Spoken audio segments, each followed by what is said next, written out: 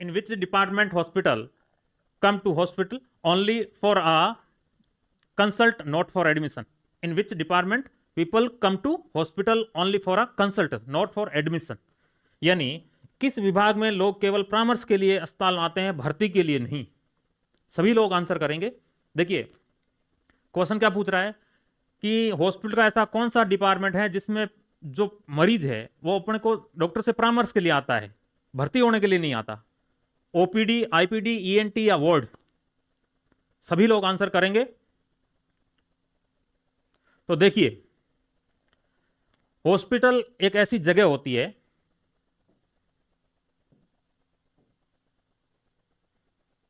Hospital जो एक Latin word होता है जिसको बोलते हैं हम, लैटिन वर्ड होता है हॉस्पिस। ठीक है, एक लैटिन भाषा का वर्ड है जिसको हम कहते हैं हॉस्पिस, जिसका मतलब होता है एक ऐसी जगह जहां पे इल को, सिक को, इंजर्ड को, यानी जो व्यक्ति बीमार है ना, जिस व्यक्ति की चोट लगी है उसको वहां ठीक किया जाता है। उस जगह को क्या कहते हैं? हॉस्पिटल कहते हैं। ओके, अब वहां व्यक्ति या तो नॉर्मल ट्रीटमेंट के लिए आएगा, यानी आया, डॉक्टर से परामर्श किया, घर चला गया, ठीक है, या आएगा, डॉक्टर को दिखाएगा, डॉक्टर बोलेगा नहीं आपको तो एक दिन के लिए भर्ती होना पड़ेगा, 10-12 घंटे के लिए भर्ती होना पड़ेगा। ठीक है, भर्ती हो गया, वापस उसी दिन डॉक्टर ने डिस्चार्ज कर दिया, उसको घर भेज दिया। एक मरीज डॉक्टर के पास आया, डॉक्टर ने बोला कि नहीं नहीं आपको तो भर्ती होना होगा, तो पेशेंट भर्ती होगा। तो देखिए हॉस्पिटल मेडिकल डिपार्टमेंट का, हॉस्पिटल के अंदर मेडिकल डिपार्टमेंट की वह जगह जहां जो मरीज है वो केवल परामर्श के लिए आता है। किसके लिए आता है? परामर्श के लिए आता है, अपने उपचार के लिए आया है, और उपचार लेके डॉक्टर से परामर्श करके वो वापस घर चला जाएगा। ठीक है, तो उसको कहते हैं ओपीडी। ओपीडी का मतलब होता है आउट पेशेंट डिपार्टमेंट। ठीक है, यानी आया, उपचार लिया और घर चला गया। ठीक है ना। फिर जैसे ही आया, डॉक्टर ने बोला कि आपको 10 से 12 घंटे आपको तो हॉस्पिटल के अंदर रुकना पड़ेगा, तो उसको बोलते हैं डे केयर। जो जगह जहां हॉस्पिटल में वो पेशेंट रुकता है उसको डे केयर बोलते हैं।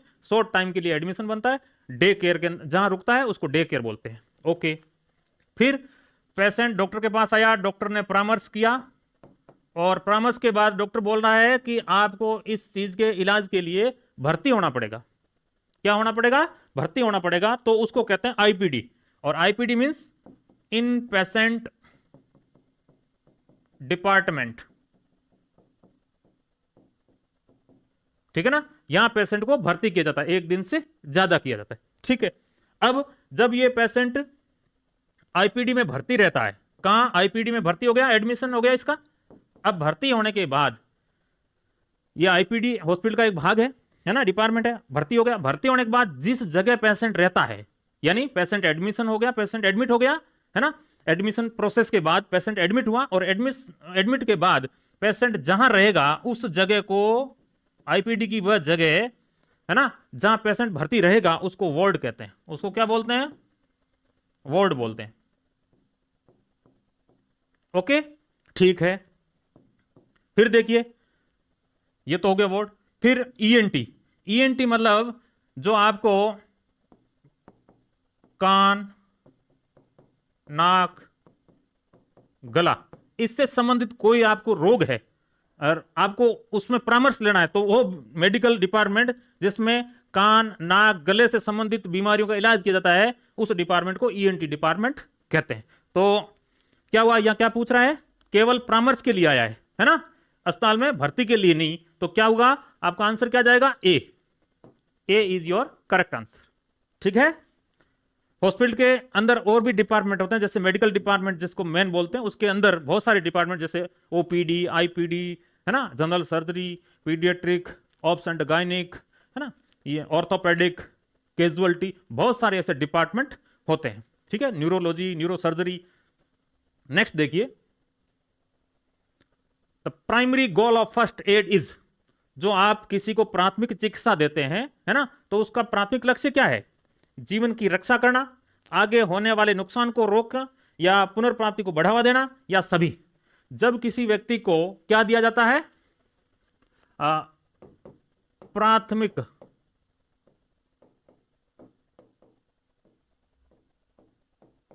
चिकित्सा ये दी जाती है, तो उसका मेन है ना, जो प्रमुख उद्देश्य क्या होता है, प्रमुख उद्देश्य क्या होते हैं? देखिए, जीवन की रक्षा करना यानी प्रिजर्व, यानी जो व्यक्ति जिसको कोई चोट लगी है, क्या हुआ, चोट लगी है ना, या कोई व्यक्ति जल गया है ना, या किसी व्यक्ति के आंख में या किसी व्यक्ति ने जहर पी लिया या केमिकल गिर गया है ना, जहर बॉडी पे गिर गया, केमिकल गिर गया है ना, या कोई एसिड गिर गया, राइट, या किसी को क्या हो गया, स्नेक बाइट हो गया है कि नहीं, या कोई नॉर्मल इंजरी होगी, फायर में व्यक्ति जल गया है ना, या फिर इलेक्ट्रिकल शॉक या हार्ट अटैक आ गया, किसी को क्या आ गया, हार्ट अटैक, हृदयाघात हो गया, ठीक है। तो इस समय जो हम प्राथमिक चिकित्सा देते हैं उससे क्या चाहते हैं हम, प्रिजर्व लाइफ, बिल्कुल लाइफ बचे है ना, खोना थोड़ी चाहते हैं, ठीक है। फिर प्रिवेंट फर्दर हार्म, अच्छा, जैसे किसी को कोई चोट लगी और चोट से क्या हो रहा है, उसको रक्तस्राव हो रहा है, क्या हो रहा है, रक्तस्राव, जिसको हम ब्लीडिंग कहते हैं, ठीक है ना। तो हम क्या करते हैं, जैसे सपोज दैट यहां किसी को चोट लगी है, तो हम बॉडी का जो प्रोक्सिमल नजदीकी भाग है उसको क्या करेंगे, एक सूखी पट्टी से बांध देंगे, सूखे कपड़े से बांध देंगे, है ना। तो हम यह बॉडी का डिस्टल भाग, ये डिस्टल भाग है, ये पास वाला भाग प्रोक्सिमल होता है, तो ये वाला भाग, यहां चोट लगी है तो यहां वाले भाग को हम क्या कर देंगे, टाइट बांध देंगे, ताकि यहां से ब्लड सप्लाई को हम रोक देंगे, ब्लड सप्लाई रोकेंगे तो यहां से ब्लीडिंग हो रही है वो रुक जाएगी, राइट। ये अब मेजर ऑर्गन कहीं, जैसे जांग की हड्डी ये टूट गई है ना, फीमर, जांग की हड्डी जो फीमर होती है ये टूट गई है, ठीक है ना, ये अगर टूट गई है तो इससे ब्लड, बहुत ज्यादा ब्लड लॉस होता है, 2 से 3 लीटर ब्लड लॉस हो जाता है, तो ऐसे में रक्तस्राव को रोकने के लिए हमारे पास कोई उपाय नहीं होता है, ठीक है ना। इसलिए उसको सही एज इट इज, किसी तरह से अलग अलग बार बार स्थितियां चेंज नहीं करते, हम एज इट इज रखते हैं, ठीक है ना। तो आगे होने वाले नुकसान से भी हम रोकते हैं, प्लस प्रमोट रिकवरी। अगर व्यक्ति को, जैसे सपोज दैट किसी के आंख में जहर पड़ गया, केमिकल गिर गया, कुछ आंख के अंदर केमिकल गिर गया, तो हम क्या करेंगे, हाथों हाथ आंख को नॉर्मल जो पानी है उससे वॉश करेंगे, ताकि क्या होगा कि जो कुछ आंख में गिरा है वो कम से कम वो डाइल्यूट हो जाए, उसकी सांद्रता बहुत कम रह जाए, तो आगे आने वाले नुकसान से क्या हो, है ना, प्रमोट रिकवरी, नुकसान से बचा सके और रिकवरी प्रमोट हो, यानी वो केमिकल वहां से हट गया। तो कहने का मतलब फर्स्ट एड हम जब देते हैं तो ये सभी काम हम करते हैं, डी आपका आंसर है वो सही है, ओके। अब देखिए, ये ऐसा जो साइन होता है, ये फर्स्ट एड का साइन होता है, ध्यान रखना आप, ऐसा ये साइन किसका है, सिंबल किसका है, फर्स्ट एड का। और आपने कहीं देखा होगा, है ना, इमरजेंसी किट, या ऐसा लिखा होगा फर्स्ट एड किट। आप जहां जो जितने भी जो पब्लिक ट्रांसपोर्ट के व्हीकल्स होते हैं या दूसरे होते हैं, उसमें ये एक किट पाया जाता है, जिसके अंदर ये सामान होते हैं, ताकि हाथों हाथ फर्स्ट एड है वो दिया जा सके, ठीक है ना। फर्स्ट एड किट आपको हर एक प्रकार के पब्लिक ट्रांसपोर्ट प्लेस या दूसरी जगह, है ना, फायर सेफ्टी के लिए सब चीजें ये आपको मिलती है। तो ये नॉर्मली साइन है फर्स्ट एड का, ओके। ये साइन मिलेगा, दिख रहा है आपको अगर कहीं, इसका मतलब वहां प्राथमिक उपचार की सुविधाएं है, ओके। नेक्स्ट देखिए, what is D in basic of the ABCD approach in trauma. देखो, जब ट्रोमा लगता है, यानी कोई बहुत बड़ा आघात लगता है, उसमें ABCDE ये एक निमोनिक्स है वो काम में लेते हैं, ठीक है। तो इसमें डी क्या है, ये पूछ रहा है, इसमें जो डी है वो क्या है, डिस्फेजिया, डिस्फेसिया, डिसेबिलिटी, या ये सभी, है ना। आंसर दें सभी लोग। देखिए, जब किसी को ट्रॉमा होता है, क्या होता है, ट्रॉमा यानी आघात, ओके, तो ABCDE ये ऐसे हम एक प्रोटोकॉल बना हुआ है, उसके तहत हम क्या करते हैं, उसको फर्स्ट एड प्रोवाइड करते हैं, यानी प्राथमिक उपचार है प्रदान करते हैं। ए मीन्स होता है एयरवे,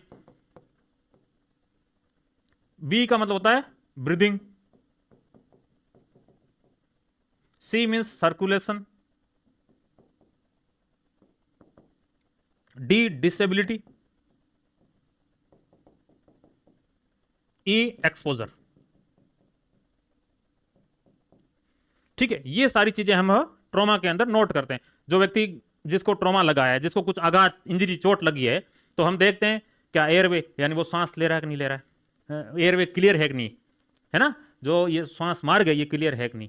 ओके, फिर ब्रीदिंग, श्वास ले रहा नहीं, सांस ले रहा, कैसे पता करेंगे, ये जो चेस्ट है ऊपर और नीचे होगा। फिर सर्कुलेशन, हम उसकी पल्स देखेंगे, ऐसे यहाँ कैरोटिड पल्स देखेंगे, जिससे अगर पल्स आ रही है इसका मतलब ब्लड चल रहा है।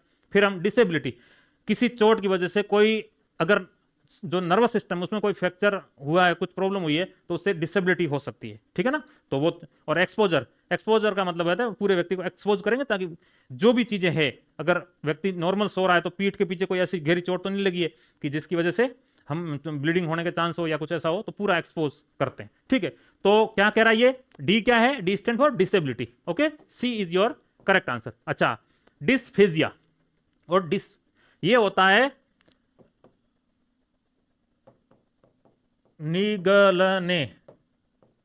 निगलने में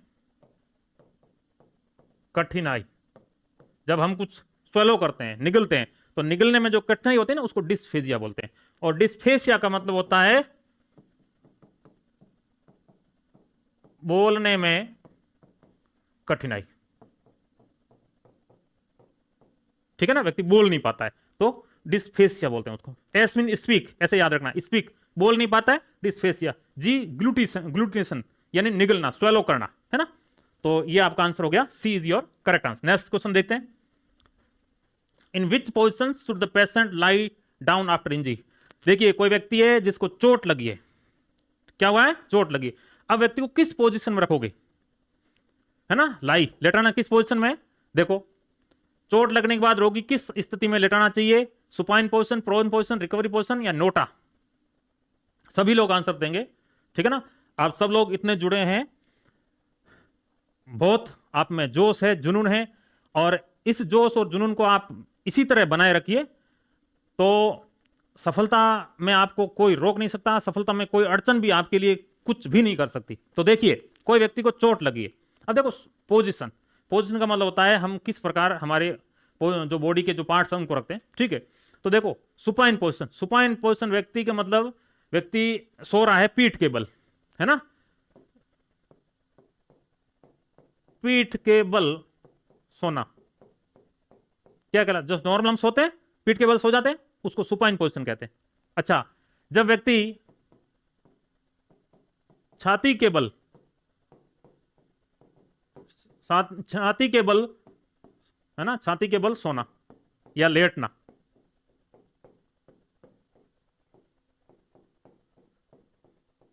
ठीक है, उसको क्या बोलते हैं, prone position. Recovery position, recovery position किसको बोलते हैं, कोई चोट लगी है, चोट लगी या कुछ ऐसा हुआ, प्रोसीजर किया है, जिसके बाद आवश्यक रिकमेंड पोजीशन, यानी हम एक साइड लेके, यानी जो ये हमारा ये वाला भाग है, करवट लेके सोते हैं ना, उसको बोलते हैं रिकवरी पोजीशन, है ना, करवट, करवट लेकर सोना, ठीक है ना। तो देखो, या लिटाना, तो व्यक्ति को क्या लगा है, चोट लगी हुई है, पीठ के बल हम सुलाएंगे, ऐसे सुलाएंगे, तो देखो चोट लगी, अगर व्यक्ति का ये वाला भाग चोटिल है और ये जो जीभ है, अगर व्यक्ति बेहोश है तो बेहोश हो गया, तो व्यक्ति की जीभ है वापस बैक फॉल हो जाएगी पीछे की ओर, और जो हमारा ये जो फेरिंग्स है, गला है, इसको क्या कर देगी, ब्लॉक कर देगी। और जब ब्लॉक करेगी, ऐसे व्यक्ति सोएगा तो ब्लॉक करेगी, ब्लॉक करेगी तो क्या होगा, सांस लेना आना जाना बंद हो जाएगा। माना कि उस व्यक्ति को कहीं नाक में चोट लगी है पहले से ही बंद, ठीक है, तो सांस लेना बंद हो जाएगा, मतलब व्यक्ति क्या हो जाएगा, चौक, है ना, चौक, तो उसका गला अवरुद्ध, गला अवरुद्ध मतलब राम नाम सत्य, तो ऐसा तो मर जाएगा, इसमें नहीं सुलाएंगे, बिल्कुल नहीं। फिर प्रोन पोजीशन, छाती के बल, जब छाती के बल सोएगा, ठीक है, तो किसी प्रकार का और प्रॉब्लम की वजह से, प्लस ये जो सर्वाइकल रीजन है उसमें किसी चोट की वजह से और कोई हार्म होगा, ठीक है ना, प्लस ये चेस्ट है ये पूरा कंप्रेस हो जाएगा, ठीक है ना, तो इसमें भी प्रॉब्लम होगी, ऐसे भी हम नहीं सुलाएंगे। रिकवरी पोजीशन में सुलाएंगे, किस में सुलाएंगे, रिकवरी में, यानी करवट लेके सुलाएंगे, और जिसकी वजह से क्या होगा कि करवट लेकर सुलाएंगे, प्लस हेड थोड़ा पीछे करेंगे, ये जो चिन्ह है नीचे नीचे की ओर दबा दें, ताकि क्या होगा, ये जो एयरवे है, जो रास्ता है ना, एयर आराम से चली जाएगी, बाहर आ सकती है, यानी जो सांस लेने का जो मार्ग है वो अवरुद्ध नहीं होगा, और इस वजह से व्यक्ति आराम से लेट पाएगा। ओके, इसको बोलते हैं रिकवरी पोजीशन। तो आपको रिकवरी पोजीशन में है व्यक्ति को लिटाना है। Okay, next question, breast feeding should be initiate with in, स्तनपान की शुरुआत कितने टाइम के भीतर होनी चाहिए? First half an hour of birth, जन्म के पहले आधे घंटे में, जन्म के बाद पहले दिन में, जन्म के बाद पहले महीने में, या सभी? किसी औरत ने बच्चे को जन्म दिया है तो उस बच्चे को आप दूध पिलाना, ब्रेस्ट जो फीडिंग होता है ना, वो कब स्टार्ट करवाएंगे? क्या करवाना है? स्तनपान। ठीक है, स्तनपान। देखिए स्तनपान जितना हो सके जल्दी, यानी विद इन कितना? आधे घंटे में, with in half an hour, यानी आधे घंटे के भीतर।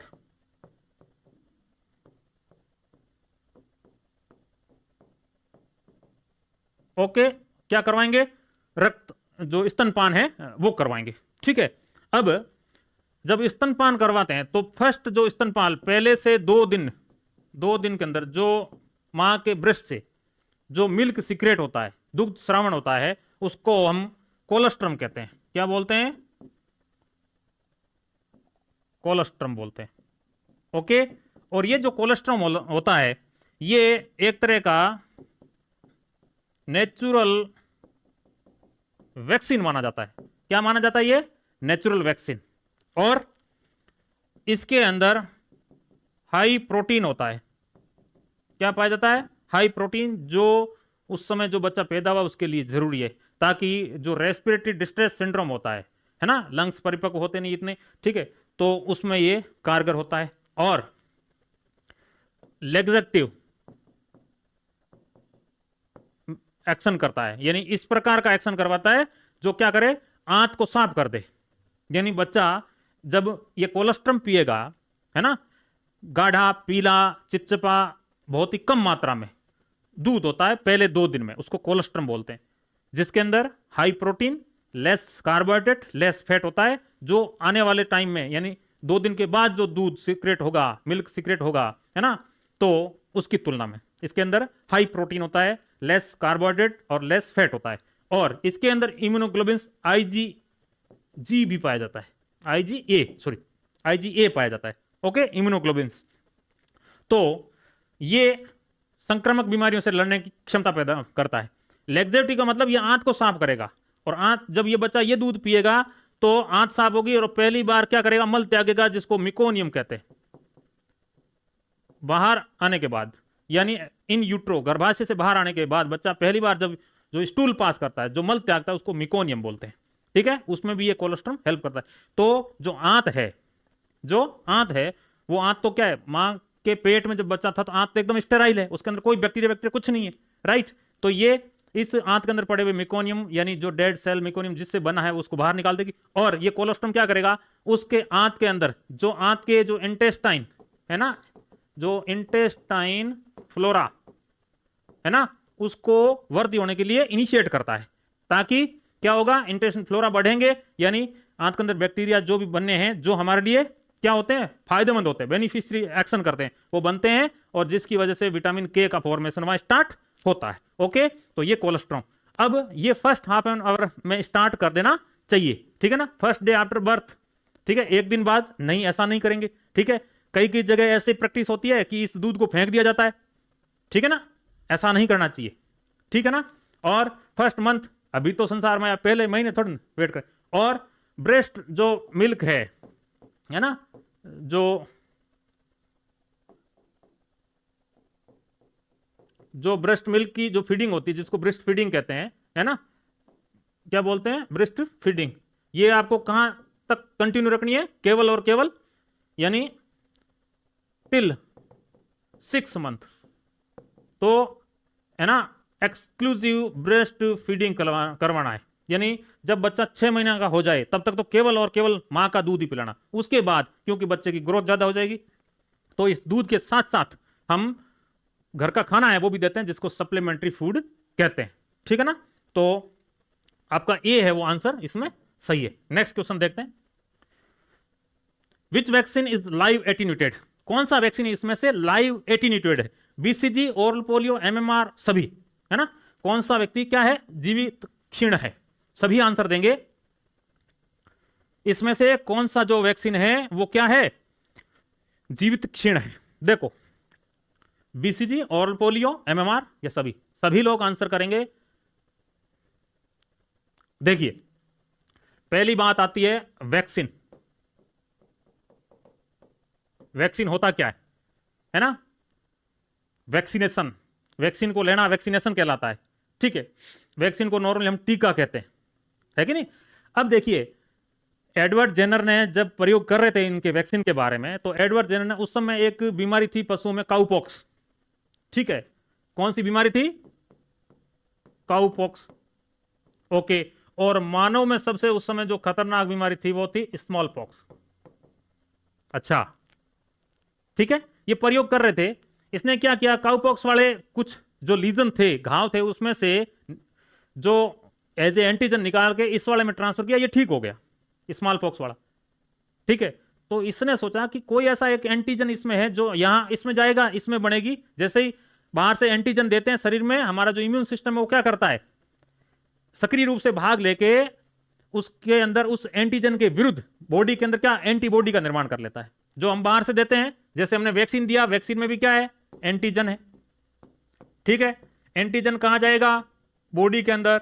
बॉडी के अंदर हमारे एक सिस्टम है जिसको बोलते हैं immune system, okay. Immune system इसमें एक्टिवली पार्टिसिपेट करके क्या बनाएगा, एंटीबॉडी बना देगा। क्या बना देगा, एंटीबॉडी। ये एंटीबॉडी उस समय जो प्रेजेंट जो बीमारी जो वायरस है, कुछ बैक्टीरिया, उसको मार देंगे।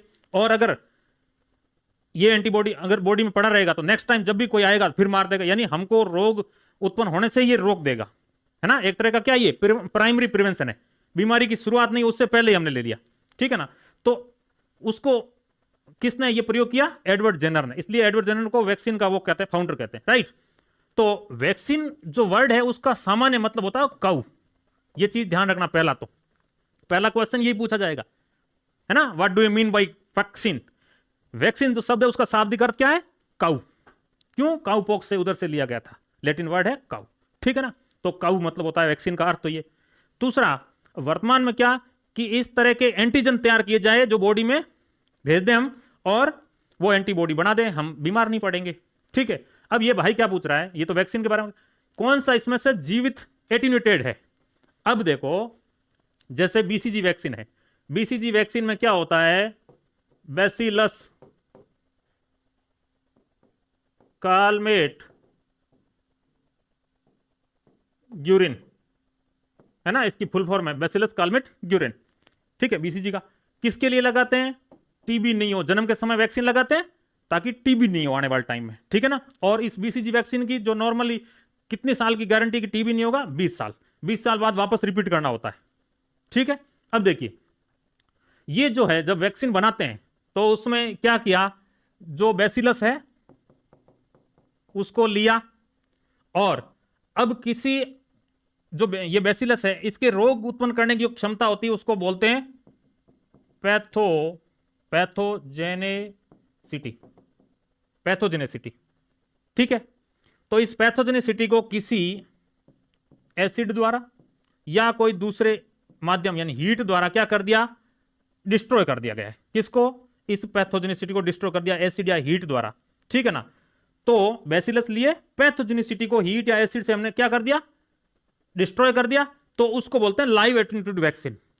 क्या बोलते हैं, लाइव एटीन्यूटेड। यानी टीबी के लिए बीसीजी दे रहे हैं, टीबी नहीं होने के लिए।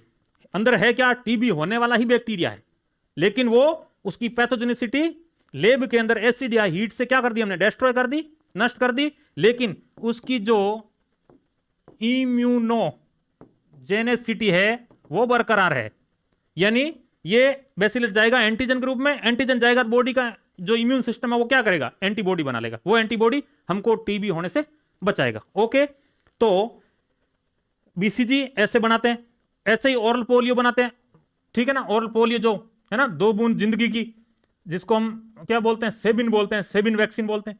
ऐसे ही मीजल्स, मम्स, रूबेला, ठीक है, ये बनता है। तो ये तीनों के तीनों लाइव वैक्सीन के एग्जांपल है, लाइव एटीन्यूटेड, जिसके अंदर पैथोजेनेसिटी रोग उत्पन्न करने वाली जो उसकी क्षमता थी इस बैसिलस की या इस पोलियो वायरस की या मम्स वाले की, मीजल्स वाले की, रूबेला की, है ना, इनकी जो रोग उत्पन्न करने की क्षमता होती है उसको नष्ट कर दिया जाता है ना, और इम्यूनोजेनिसिटी इसकी बनी रहती है, फिर वापस पैक कर देते हैं और हमको या जिनको जहां पब्लिक को लगाने में काम में लेते हैं। अच्छा, इसमें इन सब में एक चीज ये ध्यान रखी जाती है, ये आपका आंसर सही हो गया, इन सभी में एक चीज ध्यान रखी जाती है, इनकी कोल्ड चेन मेंटेन रख जाती है, इनका हर एक अलग अलग टेम्परेचर होता है, उस टेम्परेचर।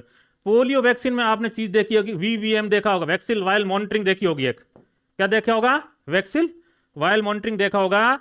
और इसमें क्या रहता है, वैक्सीन वायल मॉनिटरिंग के अंदर एक ऐसा बना है,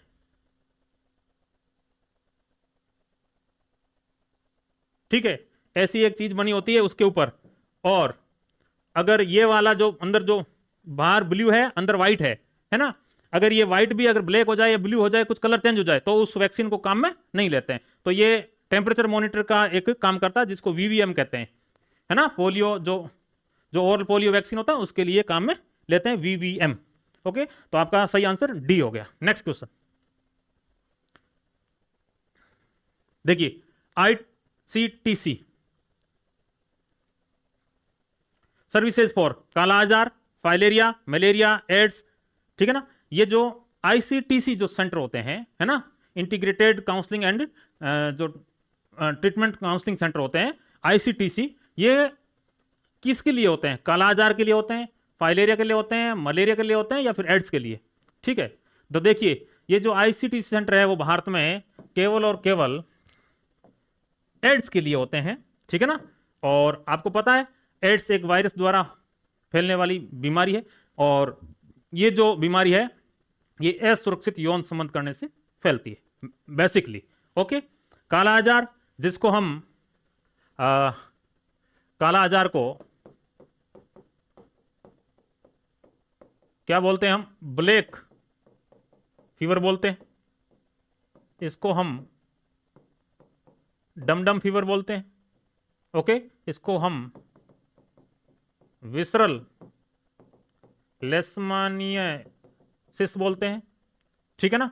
इसमें जो अफेक्टेड ऑर्गन है, जो अफेक्टेड ऑर्गन है वो होता है स्प्लीन और लीवर। ओके, और ये जो काला आजार है ये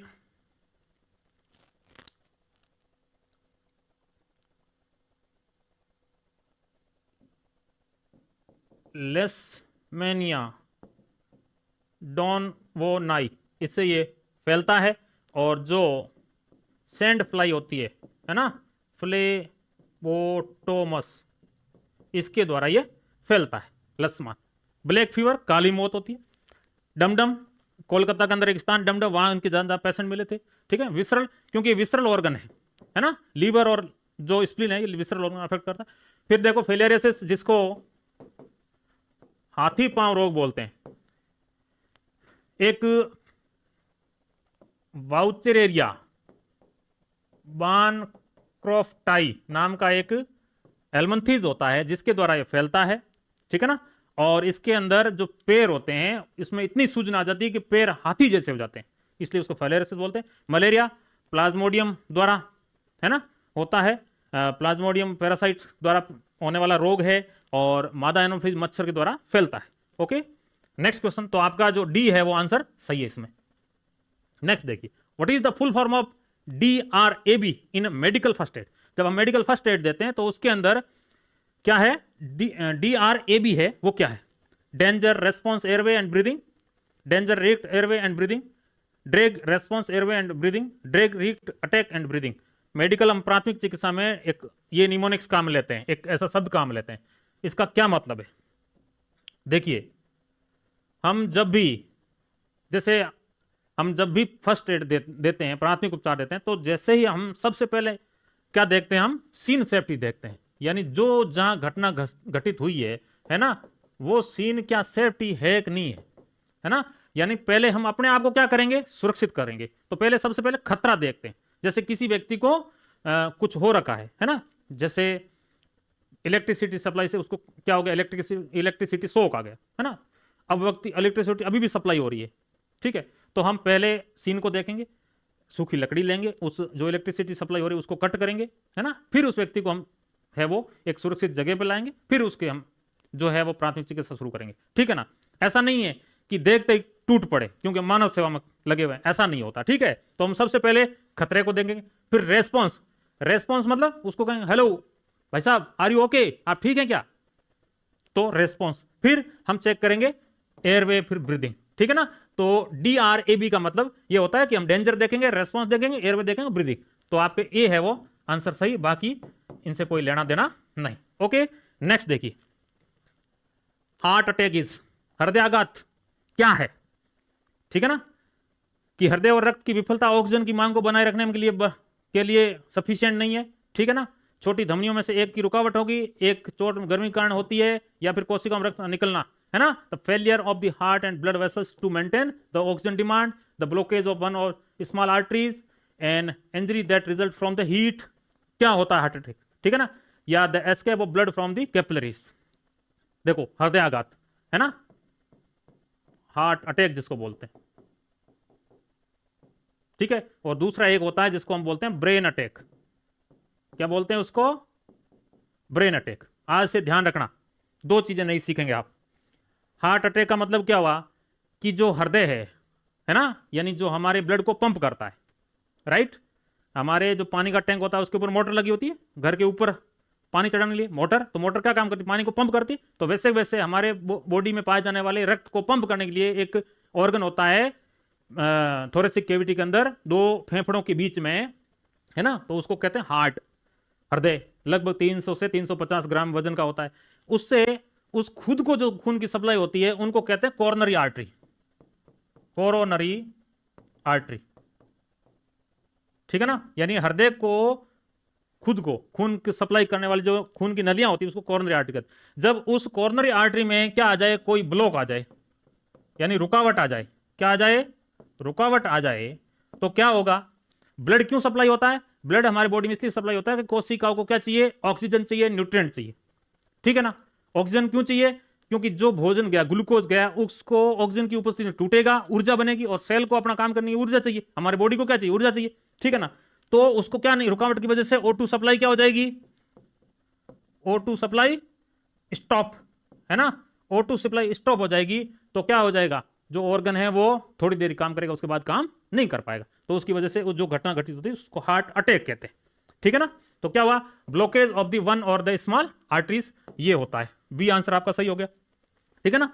अब दूसरा है ब्रेन अटैक, ये सेम कंडीशन, अगर ब्रेन में की जो ब्लड सप्लाई होती है ना, जिसको हम कहते हैं सर्कल ऑफ विलिस, ठीक है, अगर इसमें कहीं ब्लॉक आ गया, कोई क्लोट बन गया, रक्त का थक्का बन गया, कुछ हो गया है कि नहीं, तो क्या होगा, ब्रेन को ब्लड सप्लाई बंद, जिसको ब्रेन अटैक बोलते हैं, ठीक है। और ब्रेन अटैक हो जाएगा तो उसको हम नॉर्मल भाषा में क्या बोलते हैं, कि जैसे हाथ पैर काम करना बंद कर देंगे, है ना, चेहरा इस साइड घूम जाएगा, जिसको हम क्या बोलते हैं, जिसको हम बोलते हैं लकवा, लकवा या पैरालाइसिस।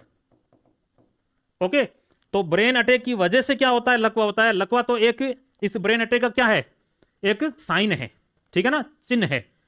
लकवा कोई बीमारी नहीं है, ब्रेन अटैक की वजह से लकवा हुआ है, ठीक है ना। जैसे कोई प्रॉब्लम होती है उसकी वजह से फीवर आ गया, तो फीवर कोई बीमारी थोड़ी ना है, फीवर तो एक क्या है, फीवर तो एक साइन है, राइट। तो वैसे ही तो कोरोनरी आर्टरी ब्लॉक हो जाएगी, जिसकी ऑक्सीजन सप्लाई नहीं होगी हार्ट को, हार्ट काम नहीं करेगा, काम नहीं करेगा तो क्या होगा, व्यक्ति पहले बेहोश होगा, चेस्ट पेन, जो व्यक्ति को बहुत ज्यादा पसीना आएगा, छाती में बहुत ज्यादा दर्द होगा, ये दर्द इस साइड रेडिएट होगा, फैलेगा, है ना। इस समय व्यक्ति को हाथों हाथ हॉस्पिटल पहुंचाना चाहिए, क्योंकि ये एक प्रकार की मेडिकल इमरजेंसी है, ठीक है ना। तो ये भी आपका इसमें आंसर सही हो गया। Next, the breakage of the skin, skin का टूटना क्या कहलाता है, स्केल्ड, वुंड, बर्न, फिट, ठीक है ना। झुलसना, घाव, जलना, फिट्स, फिट्स का मतलब होता है मिर्गी के दौरे, मिर्गी, है ना, दौरे पड़ना। तो क्या होता है ब्रेकेज ऑफ स्किन, देखो जो त्वचा है, त्वचा के उत्तक की जो बनावट है ना, उसका टूटना क्या कहलाता है, घाव कहलाता है ना, वुंड कहलाता है। ओके, ठीक है, वो ओपन वुंड हो सकता है, खुला दिखेगा, दूसरा टिश्यू जगह टिश्यू ब्रेक डाउन हुआ है ना। तो त्वचा के ऊतक का बनावट टूटना क्या कहलाती है? घाव कहलाता है। अच्छा, तो ब्रेकेज ऑफ स्किन वुंड कहलाता है। बी आपका आंसर सही होगा। स्केल्ड क्या होता है? जब व्यक्ति जलता है, और जले किसे? भाप से। भाप से जलना क्या कहलाता है? स्केल्ड कहलाता है। बर्न, नॉर्मल व्यक्ति जब किसी से जल जाए, चाहे वो भाप से जले, चाहे फिजिकल है ना, या कोल्ड हीट है ना, केमिकल से, रेडिएशन से, किसी जले, वो बर्न है। फिट्स क्या होता है? कुछ ऐसी ब्रेन के अंदर जो नॉर्मली जब हम ठीक होते हैं तो ब्रेन के अंदर इलेक्ट्रिकल एक्टिविटी होती है, वो सडन बहुत ज्यादा हो जाए तो व्यक्ति जर्किंग मूवमेंट करने लग जाता है ना, ऐसे सेकिंग मूवमेंट करने लग जाता है ऐसे, है ना, तो उसको बोलते हैं फिट्स।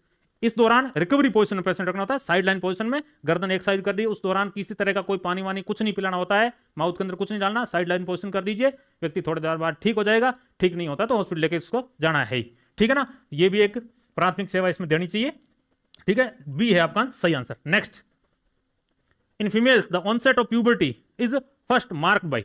देखो, महिलाओं में जो यौवन की शुरुआत होती है उसमें सबसे पहले क्या होता है ये पूछ रहा है, ठीक है ना। प्यूबर्टी महिलाओं में, onset of puberty first, menarche, thelarche, pubarche, एड्रियार्की, ठीक है ना। रजोदर्शन, थैलार्की, यौनावस्था या एड्नोआर्ची। देखिए, फीमेल के अंदर जब प्यूबर्टी आती है, प्यूबर्टी का मतलब जो सेकेंडरी सेक्सुअल कैरेक्टरिस्टिक है उनका आना, ठीक है ना।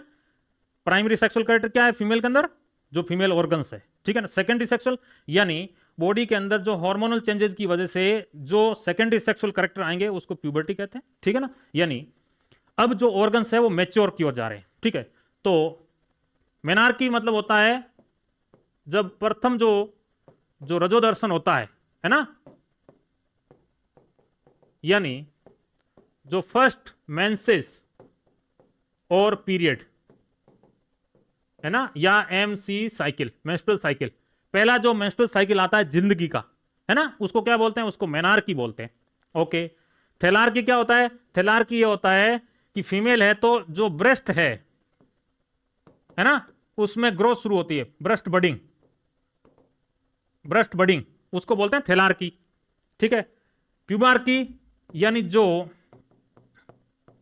प्यूबिक और एक्सिलरी हेयर की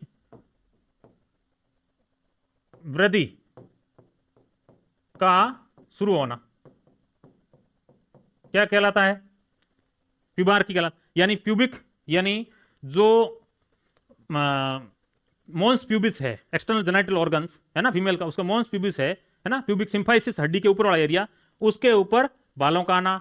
नॉर्मली जो ये वाला एरिया होता है जहां हाथ के नीचे वाला एरिया है ना, एक्सिलरी रीजन, वहां हेयर ग्रोथ होना प्यूबार्की कहलाता है। एड्नियार्की जो एड्रिनल ग्लैंड है, एड्रिनल ग्लैंड है, उसमें जो नॉर्मली जो हार्मोन्स होते हैं एंड्रोजन्स और है ना इस्ट्रोजन, तो इस्ट्रोजन हार्मोन का लेवल बढ़ना। तो सबसे पहले इसमें जो काम होता है वो होता है थैलार्की, यानी ब्रेस्ट बडिंग है वो स्टार्ट होता है, वो पहला ऑनसेट प्यूबर्टी की शुरुआत का फर्स्ट है फीमेल के अंदर, क्या? थैलार्की, ठीक है। बी आपका आंसर सही है। नेक्स्ट देखिए, what is the slogan of WHO? WHO slogan क्या है? Health environment, health for all, health and wealth, we champions health and better future. हम सभी के लिए स्वास्थ्य और बेहतर भविष्य की हिमायत। डब्ल्यूएचओ का जो नारा है वो ये है कि we champions health and better future for all, हम एकदम स्वस्थ होंगे, है ना, सब खुशहाल होंगे, ऐसा स्लोगन है डब्ल्यूएचओ का। नेक्स्ट क्वेश्चन देखिए, recently WHO recognise has prequalified the R21 और मैट्रिक्स एम वैक्सीन, है ना, to prevent which disease. Recently एक डब्ल्यूएचओ ने एक ये यानी R21 और मैट्रिक्स एम एक वैक्सीन को क्या किया है? प्री क्वालिफाइड किया है। वो किस बीमारी के लिए? Malaria, measles, meningitis, monkey pox. Malaria के लिए रिसेंटली एक ये डब्ल्यूएचओ ने मान्यता दी है। Night blindness caused due to the deficiency, ऐसा कौन सा विटामिन है जो नाइट ब्लाइंडनेस होता है जिसकी वजह से, जिसकी कमी की वजह से? ठीक है, विटामिन ए रेटिनोल कहलाता है, विटामिन डी कोली कैल्सीफेरोल कहलाता है, ई जिसको हम टोकोफेरोल कहते हैं, के फाइलो क्विनोन कहते हैं, ठीक है ना। तो इसमें विटामिन ए को छोड़ के पहले तो ये सभी विटामिन क्या है? फैट सोल्यूबल है, फैट सोल्यूबल है, और दूसरे क्या है? ये ये हीट स्टेबल है, ठीक है ना। और ई को छोड़ के बाकी सारे हमारे बॉडी के अंदर बनते हैं, ठीक है ना। तो विटामिन ए होता है रेटिनॉल, ये रोडोप्सिन होता है, उसके लिए जरूरी होता है जो नॉर्मल विजन के लिए जरूरी है, ठीक है ना। तो विटामिन ए नहीं होगा नॉर्मल विजन, ये नहीं बनेगा, इसकी वजह से नॉर्मल विजन नहीं होगा, तो नाइट रात में दिखेगा नहीं। ये पहला क्लिनिकल साइन है विटामिन ए की कमी का, कि रात में अगर किसी व्यक्ति को नहीं दिखाई देता इसका मतलब विटामिन ए की कमी है। तो रेटिनॉल।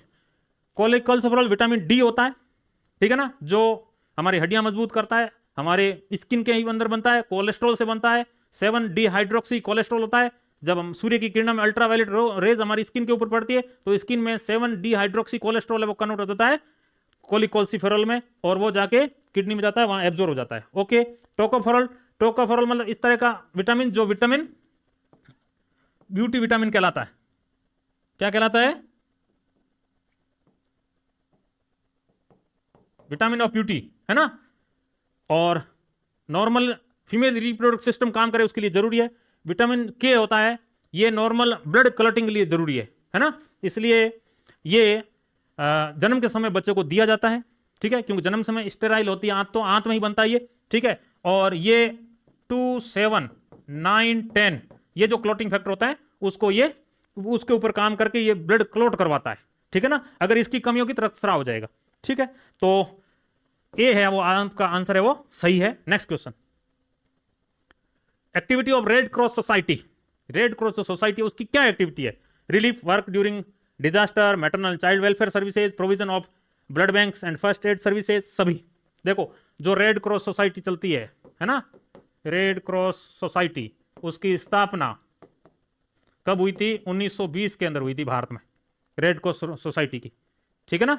बहुत जगह आपने देखी होगी, एक सेंट जॉन्स करके एम्बुलेंस चलती है, आपने देखी होगी एम्बुलेंस सेवा, वो इसके द्वारा चलती है, ठीक है ना। ये क्या करते हैं, ये जब कोई डिजास्टर आपदा आती है उस समय ये रिलीफ वर्क करते हैं, है ना, सहायता जो काम करने वाले वो। फिर ये जो मातृ और जो चाइल्ड है ना उसके कल्याण की सेवाएं हैं उसमें काम करते हैं, और जितने भी जो ब्लड बैंक है, फर्स्ट एड सर्विस, उसको भी ये प्रोवाइड करते हैं पूरे इंडिया के अंदर, ठीक है ना। तो रेड क्रॉस सोसाइटी 1920 में इसकी स्थापना हुई थी, पूरे भारत में ये सभी काम करती है। Okay. Next question, in India which year LHV course was started. Bharat में जो लेडी हेल्थ विजिटर ये कब स्टार्ट हुआ था? ये भारत के स्वतंत्र होने से पहले ही स्टार्ट हो गया था एक तरह से, है ना, 1918 के अंदर। लेडी हेल्थ विजिटर जो एक तरह की सुपरवाइजर के रूप में काम करती थी। नेक्स्ट क्वेश्चन, भारत में बेसिक BSc नर्सिंग कार्यक्रम की शुरुआत कब हुई थी? भारत में जो BSc नर्सिंग है,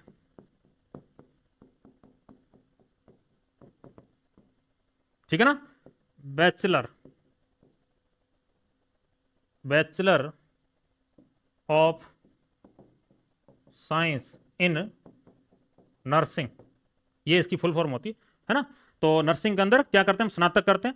ये भारत में काम शुरू कब हुआ? ठीक है ना। तो एक कमेटी आई थी, भोर कमेटी, जिसने रिकमेंड किया था 1946 के अंदर इसकी शुरुआत हुई थी। तो 1946 से हम BSc नर्सिंग कोर्स भारत में स्टार्ट हो गया था। नेक्स्ट देखिए, in health services in any health care system में भी primary care level, secondary care level, tertiary care level, या ये सभी, एक कोई भी क्या है हेल्थ केयर सिस्टम है, यानी जहां स्वास्थ्य की संपूर्ण सुविधाएं उपलब्ध है, तो वहां क्या होता है, primary care level, secondary, tertiary. Primary care level मतलब आप आए और किसी मेडिकल ऑफिसर ने आपको क्या दिया, RX यानी ट्रीटमेंट दिया और आप चले गए, ठीक है ना। सेकेंडरी पे आपको कोई, जैसे आपको डायबिटीज है किसी व्यक्ति को, है ना, तो वो शुगर के डॉक्टर से यानी डायबिटीज के डॉक्टर से मिलना चाहता है, हृदय के डॉक्टर से मिलना चाहता है ना, बच्चों के डॉक्टर से मिलना चाहता है, तो वो सेकेंडरी लेवल। टर्सरी केयर मतलब जहां सुपर स्पेशलिटी टाइप, जैसे कोई न्यूरो की सर्जरी करवानी है, प्लास्टिक कोई सर्जरी करवानी है, राइट, तो या बर्न का पेशेंट एडमिट करवाना है, कुछ बहुत ज्यादा मेजर ऑपरेशन जो भी है ना, तो वहां वो सुविधा मिलती है, उसको टर्सरी केयर बोलते हैं, ठीक है। तो हेल्थ केयर सर्विस में, हेल्थ केयर सिस्टम में जैसे सभी आते हैं, है ना, तो ऑल ऑफ द अबव है वो आंसर आपका सही हो गया, ठीक है ना। तो first aid applied after burn depend on, जलने के बाद प्राथमिक चिकित्सा इस बात पर निर्भर करेगी कि depth of the skin damage, gender of the wounded person, distance from the first aid center, availability of the ointment and medicine। सभी लोग आंसर दें अपना। देखिए क्वेश्चन में क्या पूछ जा रहा है कि किसी व्यक्ति को प्राथमिक उपचार किस आधार पर दिया जाएगा जलने पर, त्वचा की क्षति की गहराई पे, या घायल व्यक्ति का लिंग क्या इस आधार पे, या प्राथमिक स्वास्थ्य केंद्र की दूरी के आधार पे, या ऑइंटमेंट और दवाई की उपलब्धता के आधार पे। तो देखिए आप देखिए फर्स्ट एड होता क्या है सबसे पहले, क्योंकि इस क्लास के अंदर हम पूर्ण डिस्कस करेंगे, ऐसा नहीं है यानी केवल आंसर दिया निकल गया, ऐसा नहीं करेंगे। जहां आज आपके सामने ये क्वेश्चन है, कल क्वेश्चन यही आ जाए कि फर्स्ट एड क्या होता है, राइट। तो ये चीज है। तो देखिए फर्स्ट एड प्राथमिक उपचार, किसी व्यक्ति को कहीं पर भी कोई चोट लग गई, ठीक है, तो उस व्यक्ति को मिलने वाला वह उपचार जो जब व्यक्ति वहां से हायर सेंटर पे इलाज करने के लिए ले जाया जाएगा, उसमें लगने वाले समय में उस व्यक्ति को कम से कम नुकसान हो, इसके लिए किसी भी प्रशिक्षित या अप्रशिक्षित यानी ट्रेंड या अनट्रेंड पर्सन द्वारा दिया जाने वाला जो उपचार है उसको हम प्राथमिक उपचार या फर्स्ट एड है वो कहते हैं, ठीक है। तो ये कहां दिया जाता है, जहां व्यक्ति को चोट लगी उसी जगह दिया जाता है। किसके द्वारा दिया जाता है, किसी भी व्यक्ति द्वारा दिया जा सकता है, उसके लिए किसी ट्रेंड पर्सन की आवश्यकता नहीं है। अगर ट्रेंड है तो बढ़िया बात है। और ये किसी ऐसे नहीं देखा जाएगा कि मेल फीमेल है उस आधार पर नहीं दिया जाता, और किसी प्रकार की ये ऑइंटमेंट अवेलेबिलिटी मेडिसिन उस आधार पर भी नहीं दिया जाता, ठीक है ना। और ये distance from the first aid centre ये इस ऐसे नहीं है, ये इसलिए दिया जाता है कि भाई जब वो हायर सेंटर पे पहुंचेगा इलाज के लिए तो उस दौरान जो टाइम लग रहा है बीच में, उस टाइम में मिनिमम है वो नुकसान हो उससे बचने के लिए, ठीक है ना, उसको बोलते हैं फर्स्ट एड। अब यहां व्यक्ति क्या है, यहां बर्न हो गया है, किसी को जल गया है, बर्न, बर्न का मतलब जलना, ठीक है ना, जलना। अब देखो व्यक्ति जब जलता है तो व्यक्ति को एक तरह की इंजरी होती है, क्या लगती है, उससे चोट लगती है, क्या लगती है, चोट। अब चोट लगने से उसकी त्वचा व उसके जो ऊतक है उनमें नुकसान होता है, ठीक है। और ये जो बर्न्स है ये किसी हीट द्वारा मतलब भाप द्वारा हो सकता है। वो व्यक्ति को कोल्ड, बहुत ज्यादा अगर ठंड है ना, तो उस द्वारा हो सकता है। व्यक्ति को इलेक्ट्रिसिटी उससे हो सकता है ना, किसी केमिकल द्वारा हो सकता है, रेडिएशन द्वारा हो सकता है ना, किरणों द्वारा, विकिरणों द्वारा। तो इनकी वजह से ये जो त्वचा या तक उसकी जो ब्रेकडाउन है उसमें चोट लग जाती है, उसमें उसकी इंटीग्रिटी है, वो एक तरतम्यता है वो टूट जाती है, तो उसको जलना कहते हैं। तो फर्स्ट एड जलने पर फर्स्ट एड किस आधार पर दिया जाता है, देखो फर्स्ट एड तो जेंडर के आधार पर नहीं दिया जाता, पहली बात तो ये गलत होगी। दूसरा डिस्टेंस के आधार पे नहीं, ऐसा नहीं है कि डिस्टेंस पास में बहुत ज्यादा, ऐसा नहीं है ना।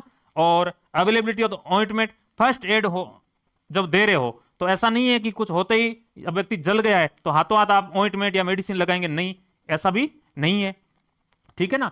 और depend of the skin damage, है ना, स्किन डैमेज है ना, depends of the skin damage, इसके आधार पे अगर कम डैमेज हुआ है तो हाथों हाथ वुंड को धोया जाएगा, ठीक है ना। ज्यादा डैमेज हुआ है तो कुछ अलग तरह का इलाज है वो किया जाएगा, ठीक है ना। तो त्वचा की क्षति की गहराई कितनी है उस आधार पे फर्स्ट एड अप्लाइड किया जाता है, ठीक है। तो A is your correct answer. Next question देखते हैं। देखिए ये आपको दिखाया गया है कि भाई किस आधार पे जो जलता है व्यक्ति, नॉर्मल जैसे फर्स्ट डिग्री ऊपर की चमड़ी जली ओनली, है ना, तो ये। और यहां देखिए अगर हम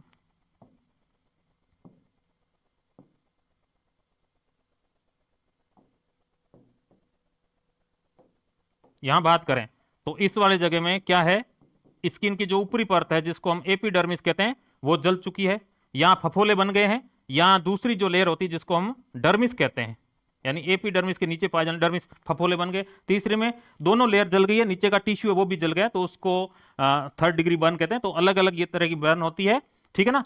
और जब प्राथमिक उपचार हम देते हैं तो जब अगर ये फफोले बने हुए ऐसा कुछ बना हुआ है, इस फफोलों को हम फोड़ते नहीं है, ये बात ध्यान रखनी। ऐसा नहीं है कि वहीं हाथों इनको फोड़ दिया जाए, नहीं, फोड़ना नहीं होता है, ठीक है ना। हाथों हाथ किसी तरह की कोई मेडिसिन अप्लाई नहीं करनी है, किसी तरह का कोई उसके ऊपर गंदा कपड़ा है वो अप्लाई नहीं करना है ना, कोई भी मतलब घरेलू सामान कुछ भी ऐसा अप्लाई नहीं करना होता है, केवल और केवल उस वुंड को जो टेप वाटर नल का पानी उससे वॉश करना होता है। ओके ठीक है। Following days are celebrated by WHO except, क्या पूछा है कि निम्नलिखित दिनों में से WHO द्वारा मनाया जाने वाला दिन है के सिवाय, यानी इनमें से एक दिन ऐसा है जो WHO सेलिब्रेट नहीं करता, बाकी सभी है। देखिए malaria day, AIDS day, world no tobacco day और वर्ल्ड हार्ट डे, ठीक है ना। तो इसमें से कौन सा जो दिवस है वो WHO द्वारा सेलिब्रेट नहीं किया जाता, ठीक है ना। आपने सुना होगा WHO यानी क्या है, विश्व स्वास्थ्य संगठन। क्या है ये, विश्व स्वास्थ्य संगठन है एक, जिसकी स्थापना 7 अप्रैल 1948 को हुई थी। इसलिए 7 अप्रैल को हर साल हम क्या मनाते हैं, विश्व स्वास्थ्य दिवस है वो मनाते हैं। ओके, क्योंकि इस दिन WHO की स्थापना हुई थी। देखिए वर्ल्ड वॉर सेकेंड हुआ था, उसके बाद संयुक्त राष्ट्र संघ की स्थापना हुई, और जब संयुक्त राष्ट्र संघ की स्थापना हुई तो कुछ संस्थाएं बनी थी कि भाई देश में पूरे विश्व में, ग्लोब में शांति कैसे स्थापित की जाए, ठीक है ना। तो उसमें भी एक ये शामिल था, क्या, WHO, ठीक है ना।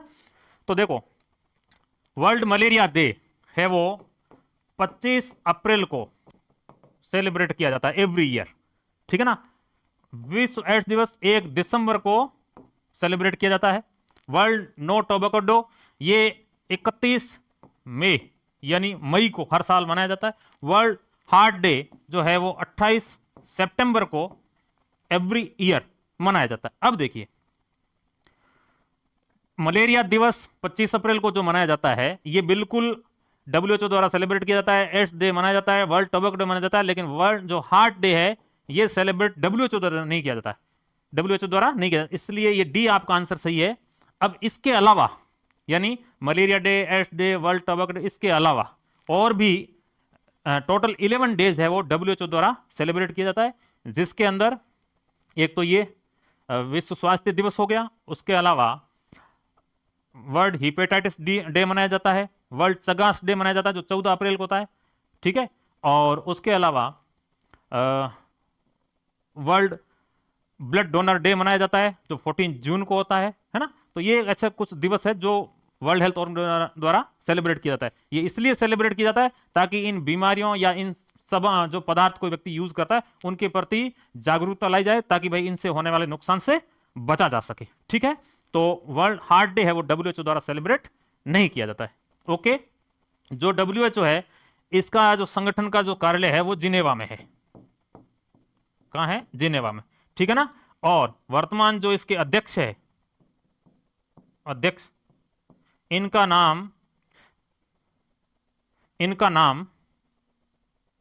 क्या है, इनका नाम अधोनम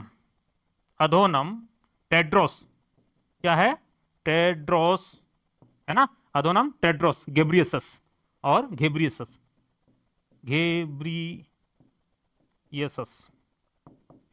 ठीक है। ये इनके वर्तमान अध्यक्ष है, डायरेक्टर जनरल है, जिनेवा में इसका कार्यालय है। नेक्स्ट देखिए, जो नेक्स्ट क्वेश्चन है आपके सामने, the system which protect and support body organs called, ऐसी प्रणाली जो शरीर के अंगों की रक्षा और सहयोग करती है उसको क्या कहते हैं, कंकाल तंत्र कहते हैं या तंत्रिका तंत्र कहते हैं, कोल प्रणाली या प्रतिरक्षा तंत्र। तो सभी लोग आंसर करिएगा कि ऐसा जो प्रोटेक्ट और सपोर्ट करने का काम करता है ना, कौन से, हमारे बॉडी ऑर्गन को, ऐसा कौन सा सिस्टम है, राइट। तो देखिए नर्वस सिस्टम जो नर्व से बनता है, जिसके अंदर क्या होती है, तंत्रिकाएं होती है। तो ये तो क्या करता है, जो बाहर कुछ वातावरण में परिवर्तन हुआ है उसको क्या करती है, एक्सेप्ट करती है और उसके प्रति रेस्पॉन्स होते हैं। इंटीग्यूमेंट्री सिस्टम यानी त्वचा तो केवल हड्डियों के ऊपर रहती है। इम्यून सिस्टम, हम जब खाने में कुछ खा लेते हैं तो बाहर से बॉडी के अंदर कुछ जाए तो उसको मारने का काम करती है जिससे हम स्वस्थ बने रहे, ठीक है। तो पीछे बचता कौन है, स्केलेटल सिस्टम है ना, जिसको हम ब्रॉड लेवल पर कहते हैं मस्कुलोस्केलेटल सिस्टम कहते हैं, जिसके अंदर क्या होती है, जिसके अंदर बोन प्लस मसल्स दोनों शामिल होती है, जिसको मस्कुलोस्केलेटल सिस्टम कहते हैं, उसके अंदर, है ना। और जो हमारे ऑर्गन को क्या करती है, प्रोटेक्ट करती है, सुरक्षित। इनके द्वारा बने हुए जो भी कैविटीज है, जैसे क्रेनियल कैविटी में ब्रेन सुरक्षित रहता है, थोरेसिक कैविटी हमारा लंग्स, हार्ट, है ना, थाइमस ग्लैंड, ये सुरक्षित रहता है। फिर जो पेरिटोनियल कैविटी, एब्डोमिनल कैविटी है, उसके अंदर हमारे जितने भी जो विसरल ऑर्गन्स है वो सुरक्षित रहते हैं, ठीक है। तो जो ये स्केलेटल सिस्टम है, ये क्या करता है, हमारे अंगों की रक्षा और प्रोटेक्ट यानी सहारा प्रदान करने की काम करता है, ठीक है, सपोर्ट। नेक्स्ट क्वेश्चन देखिए, excess presence of which of the following cause tooth decay in the children. इनमें से ऐसा कौन सा जिनकी अधिकता की उपस्थिति होने से बच्चों में दांत सड़ जाते हैं, यानी दांत में क्या होता है, देखो टूथ डिके हो जाता है, यानी दांत की जो ऊपरी परत है दांत वो हट जाती है और दांत के अंदर केविटी बन जाती है, ठीक है ना। तो क्लोराइड, फ्लोराइड या कठोरता या उपरोक्त सभी। देखिए कठोरता की, पानी की कठोरता की वजह से इतना नहीं होता, क्लोराइड की वजह से नहीं होता। फ्लोराइड, जो फ्लोराइड होता है वो दांत की जो ऊपरी परत होती है जिसको हम कहते हैं इनेमल, क्या बोलते हैं, इनेमल बोलते हैं, ठीक है, इनेमल। ये हमारे बॉडी पार्ट का सबसे हार्डेस्ट पार्ट होता है, जिसके अंदर सबसे कम मात्रा में पानी होता है, ठीक है। दांत का जो ऊपरी जो सफेदी जो चमकीला भाग दिखाई देता है ना, उसको इनेमल कहते हैं। ये जब नॉर्मल अमाउंट में फ्लोराइड पाया जाएगा तो उस इनेमल का ये निर्माण करता है, दांत को सुरक्षा प्रदान करता है। बट अगर ये इनेमल अधिक मात्रा में, एक्सेसिव में हो, तो ये उस इनेमल की जो परत है उसको हटा देता है, और इनेमल के नीचे दांत का, जिसको हम सीमेंट बोलते हैं, डेंटिन, उसको भी हटाने का काम करता है, और दांत के अंदर क्या बन जाती है, केविटी बन जाती है, दांत के अंदर केविटी बन जाती है। तो एक्सेसिव जो फ्लोराइड होता है तो दांत के अंदर केविटी या टूथ डिके, दांत है वो सड़ जाता है, ठीक है ना। अब अगर हम हमारा ओरल हाइजीन ठीक नहीं रखेंगे, तो माउथ के अंदर बैक्टीरिया कंटामिनेटेड जो फूड है उसको कंटामिनेशन करेंगे, संदूषित करेंगे, जिसकी वजह से बैक्टीरिया उस भोजन के ऊपर क्रिया करके एसिड का निर्माण करेंगे, और वो एसिड भी हमारे दांत की जो केविटी है उसको दांत का जो स्ट्रक्चर है, सामान्य संरचना है, उसको तोड़ने का काम करता है, यानी जिससे भी टूथ डिके होते हैं। इसलिए माउथ का हाइजीन यानी समय पे खाना, जैसे अर्ली मॉर्निंग फिर शाम को दांतुन करना चाहिए, ये नॉर्मल।